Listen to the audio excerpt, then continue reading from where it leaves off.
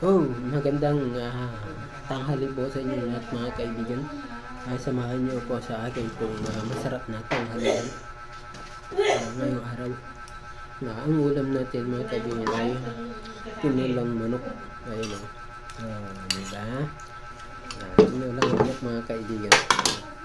At meron tayo dito martis. Martis mga kaibigan. Kumusta po kayong lahat dyan sa inyong kinalalagyan mga kaibigan? Tikman natin. Okay ito. Masarap siya mga kaibigan. Alay tayo ng sabaw.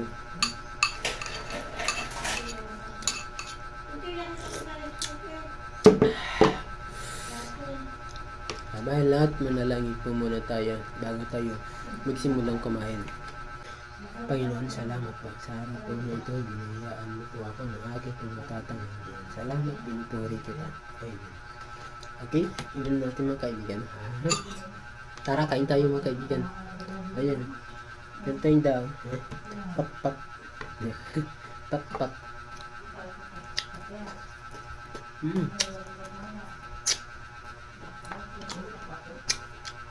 Harap ka mga kaibigan. Takot ko sa lahat ng mga nunungod sa akin, kahit po ng viewers natin.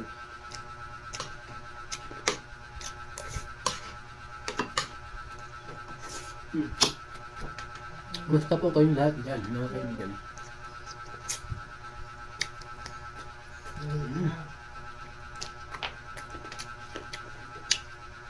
Alright.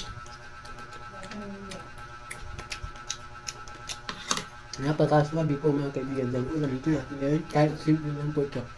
Swabing swabe. Alright.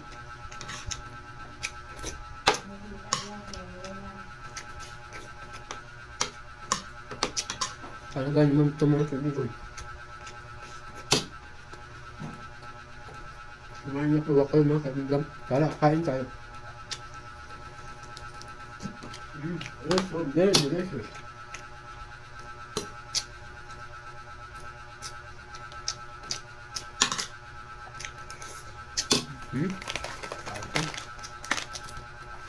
Kasanin na akong kumain nyo.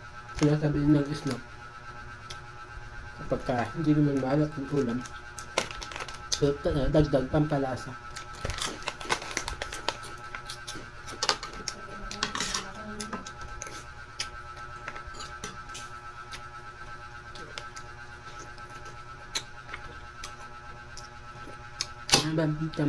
Masarap na luto sa manok.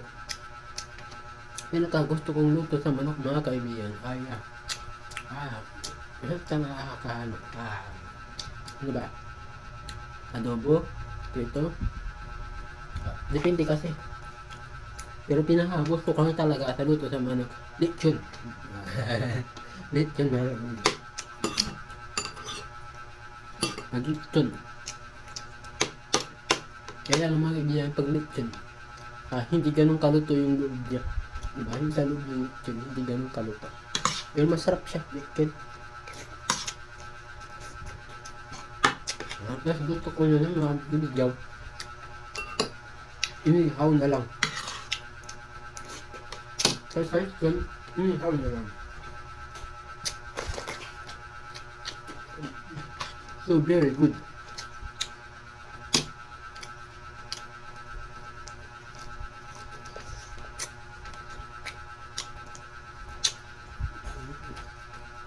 Ayos na ayos mga kaibigan.